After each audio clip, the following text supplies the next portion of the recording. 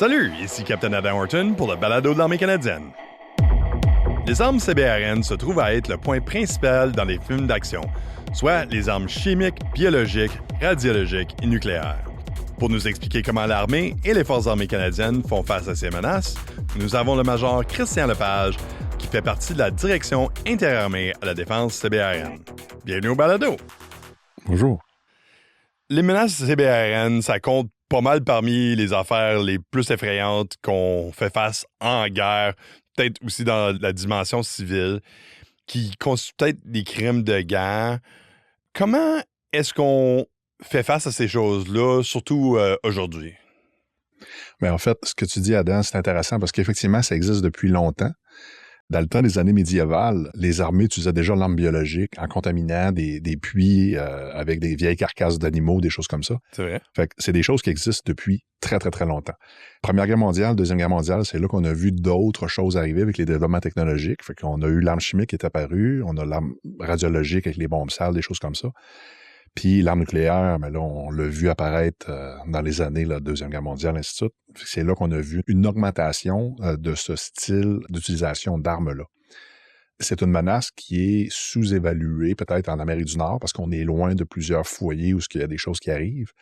C'est une menace que les forces canadiennes, on prend ça au sérieux. Puis notre direction, c'est nous qui s'occupons au nom du ministère puis au nom des forces canadiennes de développer la capacité, fait, de développer les politiques, la doctrine, d'acquérir l'équipement, de s'occuper que l'instruction individuelle qui est donnée aux marins, aux soldats puis aux aviateurs soit adéquate pour être capable de répondre à ce genre de menaces-là. Puis d'autres choses qu'on fait au niveau du bureau, mais c'est principalement ce genre de choses-là. Donc, peut-être pour rentrer un petit peu plus dans la définition des choses, peut-être juste, on va réviser chaque élément. Donc, on va commencer avec un élément chimique. C'est quoi ça? Des substances chimiques, en fait, il y a 4 catégories. Là. Il y a les agents vésicants. Exemple, moutarde. Qu'est-ce que ça fait vésicant? C'est un agent chimique qui va irriter la peau. Ça peut créer des ampoules ou des brûlures sévères. Il y a des agents suffocants. Les agents suffocants, exemple, le phosgène, va attaquer les voies respiratoires. Puis le mot le dit, suffocant. On va commencer à s'étouffer. On manque d'air, on a de la misère à faire notre chose. On a des agents hémotoxiques. Exemple, chlorure de cyanogène. Ça va attaquer le sang. Ça va diminuer la capacité au sang à transporter l'oxygène, c'est-à-dire, on va commencer à avoir de la misère à travailler. Puis les derniers, les plus létaux, en fait, là, les agents neurotoxiques, on entend parler dans les films ou des choses comme ça. Exemple, le VX, ça va attaquer le système nerveux, puis ça va empêcher au corps de bouger selon ce qu'on est fait pour bouger normalement. Ça va attaquer des fonctions, on va avoir de la misère à être coordonné, des choses comme ça. Ça, c'est la partie chimique. La persistance varie de quelques heures à quelques semaines, voire mois, dépendamment du type d'agent. Fait que quand on dit non persistant, ben, c'est un petit nuage qui passe, puis ouais, c'est parti. C'est rough un peu, mais après ça, on est correct. Puis quand on parle de très persistant, plusieurs mois, mais la substance reste là, ça l'empêche aux gens d'accéder à un territoire donné, puis c'est là que ça devient de plus en plus difficile à travailler avec ça. Et aussi biologique? Ben, les agents biologiques, il y a diverses classes, mais c'est quoi un agent biologique? Ça peut être soit des bactéries, des virus, des toxines, des parasites ou des fungus, utilisés dans un contexte contre des soldats ou des aviateurs, des choses comme ça. Fait contre des soldats, le terme général. Un arme, effectivement. C'est ça. Je donne un exemple de bactéries, l'anthrax, le choléra, les virus, le virus de la variole, toxines botuliques, je donne un exemple. Et maintenant, les matériaux radiologiques? Les agents radiologiques, c'est des agents qu'on trouve principalement dans l'industrie nucléaire, soit des produits dérivés qui est utilisé pour faire de l'électricité. Je donne un exemple. C'est ça. Domaine médical. On a tous été à l'hôpital pour des radiographies. On a tous bu un petit liquide à un moment donné, dépendamment de ce qu'on avait à faire. Soit une radiographie, un petit liquide. L'industrie minière, également, utilise beaucoup de produits pour être capable de pénétrer le sol, comprendre c'est quoi la nature du sol. Fait que ces agents radiologiques-là peuvent être utilisés autour d'un système comme une bombe, exemple, une bombe sale qu'on appelle, qui devient une bombe radiologique. Quand ça explose, ça fait des retombées radiologiques. Puis dépendamment de la substance qui est utilisée, ça peut être néfaste pour l'homme ou la population pendant quelques jours ou quelques années. Ça dépend qu'est-ce qui est utilisé. Puis dernièrement, là, on l'a vu tous, on a tous vu le film Oppenheimer. Oui, c'est ça. L'arme nucléaire, encore là, il y a 4 types de produits, on va appeler ça comme ça. Tu as les neutrons, les rayons gamma, les particules alpha et bêta. Dépendamment de Qu'est-ce que c'est? Ça a des énergies qui sont plus ou moins fortes, puis ils ont des effets néfastes sur le corps humain, sur la population, sur les animaux. Puis c'est tous des retombées de l'effet de l'arme nucléaire. Donc vraiment, si j'y pense, là, j'ai déjà entendu parler, par exemple, le produit d'une arme nucléaire, tu sais, une pulsation électromagnétique, où ce que les gens disent, c'est une arme, ça peut comme faire fermer toutes les électroniques, puis c'est comme, oui, aussi, mais tu as une arme nucléaire qui a explosé, puis ça, c'est le plus grand risque. Donc, j'imaginerais, dans le contexte des armes nucléaires, il y a l'explosion, et suite à ça, tu as les aspects radiologiques qui viennent avec. Oui, mais dans un contexte d'agent nucléaire, là, la bombe est tellement puissante, fait qu'il y a le blast. L'onde de choc va y aller et va revenir. Fait que c'est comme un double effet. Juste en partant, il y a juste ça. Tu as une montée incroyable de la température. On parle de millions de degrés. Fait que dépendamment de la proximité du site où est-ce que la bombe a explosé, c'est une incinération automatique, là. Mm-hmm. On a tous vu des photos d'archives quand les Américains utilisaient l'arme nucléaire la première fois au Japon. On a vu des photos, puis qu'est-ce que ça a fait? C'est vraiment terrible, les effets que ça a, là. On a tous vu... ou plusieurs d'entre nous, je devrais dire, ont vu des photos, des vidéos d'archives dans les atolls où est-ce que la communauté a fait des essais en recherche et développement. On voit ce que ça fait, là. C'est vraiment incroyable là, comme effet. Puis effectivement, ça affecte le spectre électromagnétique. C'est là que ça peut justement là, rendre inopérable des équipements électromagnétiques ou des éléments, des ordinateurs, des choses comme ça. Donc ça, c'est tous des agents, disons, les catégories dont on a parlé. C'est tous des éléments extrêmement différents les uns des autres. Comment est-ce qu'on met en place une protection qui s'applique à toutes ces choses-là? Ça, c'est la question, en fait, la personne qui va développer un équipement de protection qui répond à tout.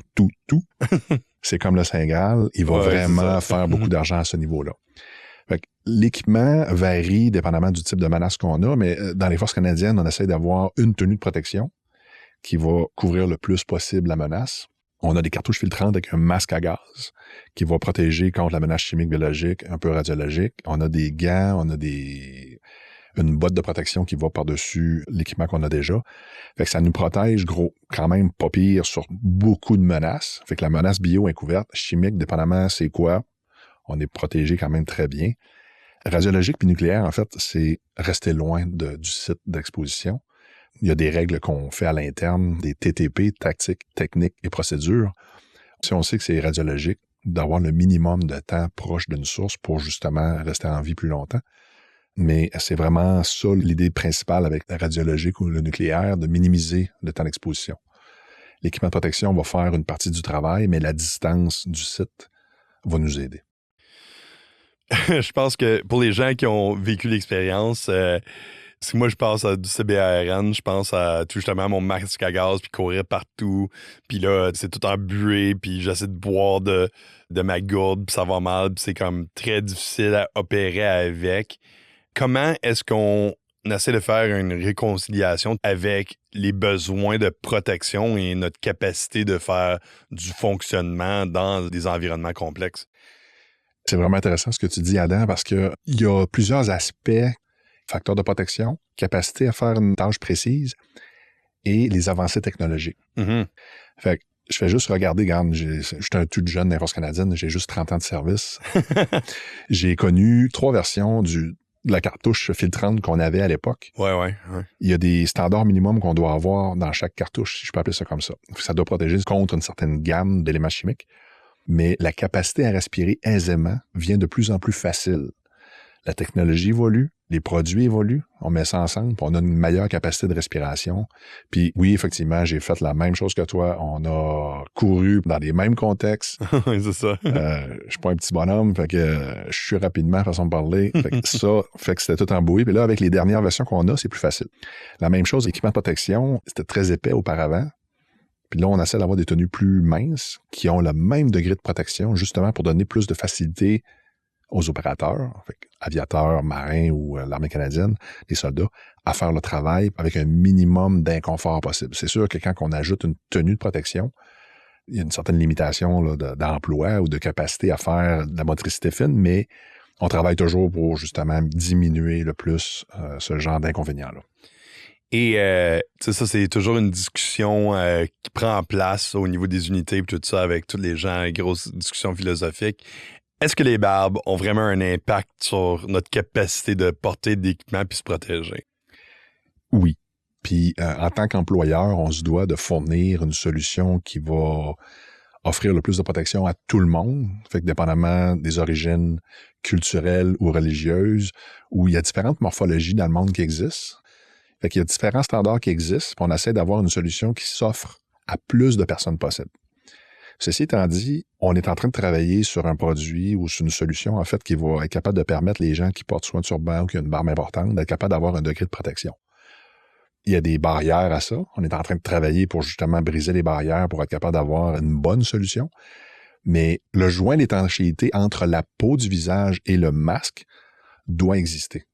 Mm-hmm. Fait que si on n'a pas le joint, c'est peut-être avoir quelque chose qui va pousser de l'air à l'intérieur pour justement garder les éléments perturbateurs à l'extérieur du masque, si je peux appeler ça comme ça. Si ça existe, bon, oui, l'espérance de vie peut être prolongée d'un utilisateur qui peut avoir une barbe ou pas. Mais c'est pas juste la barbe. Quelqu'un qui a la forme de tête qui est un peu différente de par rapport à un autre, puis il a de la difficulté à avoir un joint d'étanchéité parfait, fait face au même challenge, au même défi que quelqu'un qui a une barbe. Donc, on est en train de travailler justement pour avoir une solution qui va offrir plus de solutions, en fait, plus de disponibilité du masque à une plus grande clientèle. Peu importe le contexte, que ce soit CBRN ou autrement, dans une situation, disons, haute intensité, c'est vraiment question de donner du temps pour travailler, pour pouvoir arriver à une solution peut-être un peu plus prolongée, disons. Donc, j'imagine qu'aucune solution, c'est une solution à long terme. C'est vraiment de créer des capacités ou de la flexibilité pour pouvoir répondre d'une meilleure manière plus tard, disons. Oui, puis tu sais, la catégorie générique, les premiers répondants dans la vie civile, les forces canadiennes, on travaille avec la menace. Mm-hmm.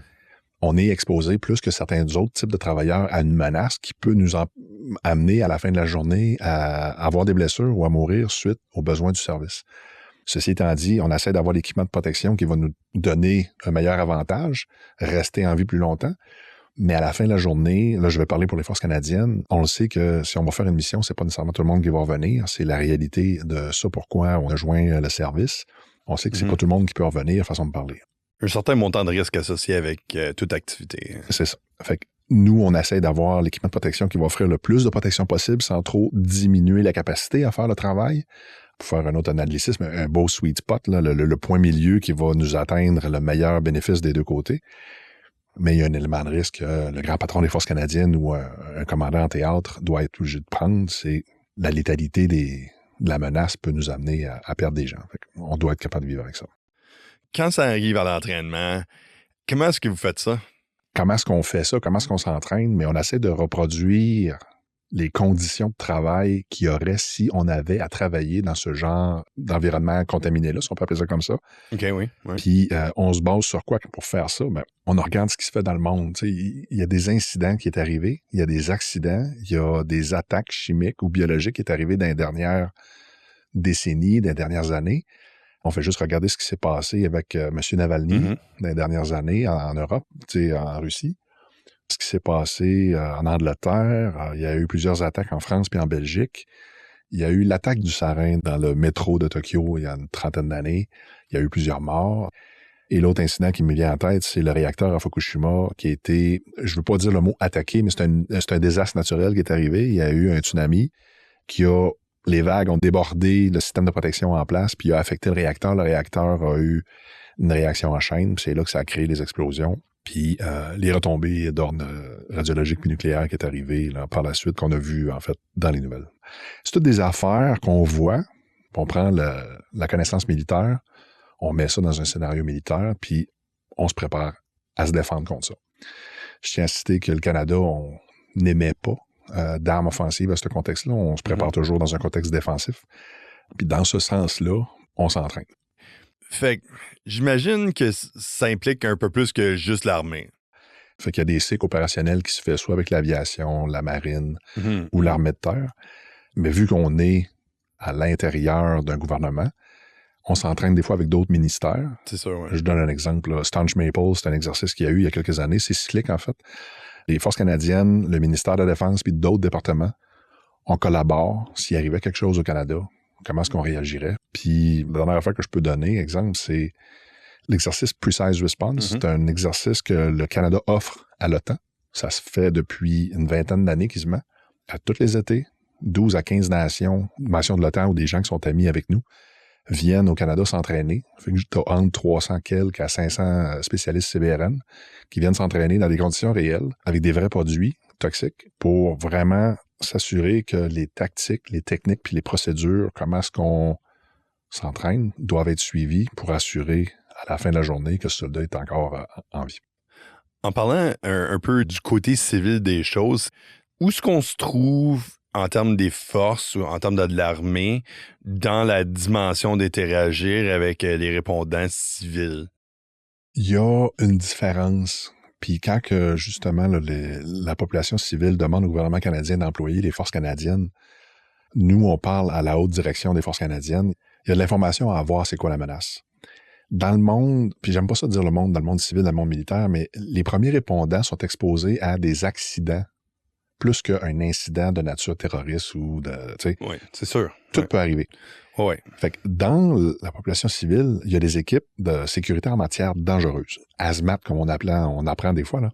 Bon, mais dans un contexte HAZMAT, premier répondant, pompier, la menace est plus sur certains types de produits qu'on va trouver un peu plus couramment que gaz moutarde, on va appeler ça de même, juste pour faire un analogie. Fait que dans ce sens-là, leur équipement de protection est plus axé sur les matières dangereuses. Le mien, mon équipement de protection est plus orienté contre la menace CBRN. Dans certains cas, je peux aider. Dans d'autres cas, je peux pas aider. Juste parce qu'on n'a pas le même équipement. Fait que dans la demande qui se fait, mettons, le premier répondant dit, on va avoir besoin des forces canadiennes, nos ressources sont épuisées. Il faut savoir qu'est-ce qu'on fait affaire avec. Et là, soit que je fais un achat pour changer certains paramètres d'équipement de protection que j'ai, puis on est capable d'entraîner notre personnel puis continuer à aider la population, le gouvernement du Canada ou les provinces comme telles. Je dirais que la vaste majorité des soldats ont un certain contact avec de l'entraînement dans ce domaine-là parce que on a tous essayé le masque à gaz, on a passé dans le gas hut comme tel. Comment est-ce qu'on se prend pour s'assurer le niveau de compétence requis dans les soldats? Comme quelles étapes est-ce qu'on prend? Il y a des qualifications de base qu'on doit revalider à tous les ans ou à 2 ou 3 ans, dépendamment là, d'autres organisations. Fait que la chambre à gaz, est-ce qu'on est capable de boire, de bouger, de faire certaines petites tâches dans un contexte avec le masque à gaz? Ça, c'est de quoi qui est de base qui se fait. Pour les gens qui doivent avoir une formation un petit peu plus poussée, il y a l'École des pompiers et l'Académie CBRN des Forces canadiennes à Borden offre des cours un peu plus spécialisés. Ils ont 7 cours qui est offerts là-bas pour les jeunes soldats, les chefs d'équipe, la partie contremaître, je vais appeler, puis un petit peu plus tard, là, pour ceux qui sont au niveau du cadre de la gestion, ils ont des cours également pour être capables de fournir des avis techniques, de la planification, des opérations en environnement contaminé, CBRN, pour être capable de faire ce genre de choses-là. Fait que, dépendamment des cours, ça varie entre 2 semaines jusqu'à 6 semaines. Et ces gens-là, quand ils reviennent dans leurs unités, sont employables pour donner soit des avis techniques ou travailler en petites équipes, comment répondre à certains types de tâches qui peuvent être données en situation d'opération interarmée ou avec le temps ou dans un contexte en théâtre. Et en ce sens-là, on doit s'assurer qu'on a une interopérabilité entre nos forces puis les forces des partenaires. Quand on dit « je vais fournir une équipe de décontamination », on a les mêmes standards. Bon, je suis capable d'avoir une idée de « OK, je vais avoir une équipe polonaise avec une américaine puis un français. Ils vont être capables de me donner ce genre de capacité-là avec un throughput, avec capacité à réagir à un type de tâche selon des standards que je connais. » Et comme si je pense, là, si on voit un gaz jaune qui s'approche de nous, là, ça ne prend pas un génie pour figurer que c'est un risque. On est capable de détecter ça. Mais quels autres outils nous sommes disponibles pour s'assurer qu'on fait des bonnes décisions en termes des attentats potentiels par des ennemis qui ont ces armes-là? Le premier censeur, c'est le soldat. Peu importe son élément, là, aviation, marin ou l'armée de terre, c'est le soldat. Si on voit quelqu'un qui est en difficulté puis on n'a pas entendu de balle ou de but siffler autour de nous, il faut se poser des questions. La faune des insectes morts va nous donner une appréciation, il y a quelque chose qui se passe. Ça, c'est les premiers censeurs. On a d'équipements de protection. Quand on a un doute qui commence, puis un jugement militaire qui arrive, on a des équipements qui existent, soit biologiques, chimiques, radiologiques, de détection. On commence à faire les TTP que je parlais un peu plus tôt, selon certains codes, avec différentes équipes pour essayer de comprendre qu'est-ce qui se passe. Ces choses-là vont nous aider à déterminer il y a une présence biologique ou chimique ou radiologique qui arrive, puis dépendamment de ce que c'est, il y a des réactions qu'on doit adopter, soit pour nous ou soit en termes de collectivité. Tu sais, mon équipe de 10 ou 30 ou le commandant, exemple, je sais pas, qui est déployé en théâtre opérationnel, qui a 4000 soldats autour de lui, 5000, ben, il y a des procédures à appliquer pour l'ensemble de sa force. Fait qu'il y a des détecteurs qui existent. Il y a un jugement. On a des outils de synthèse qui vont nous permettre d'avoir le meilleur avis. On a des outils de simulation, de modélisation-simulation pour dire, bon, on pense que c'est ça qui est arrivé. Exemple, le nuage se disperse de telle manière. Il y a des vents qui proviennent du nord-ouest, 30 km/h, humidité à 30% aujourd'hui. Tout est rentré dans les choses. Puis on a une meilleure compréhension. OK, bon, le nuage devrait s'en aller dans telle direction. On va soit enlever les gens de là, ou si on n'a pas le choix d'être là, mais on va réagir selon les avis qu'on va donner. Ouais, merci beaucoup d'avoir pris le temps d'avoir partagé vos connaissances par rapport aux menaces CBRN. C'est bien apprécié. Ça fait plaisir. Ça, c'était le major Christian Lepage, direction interarmée à la défense CBRN. Puis moi, je suis capitaine Adam Horton. Prenez soin de vous.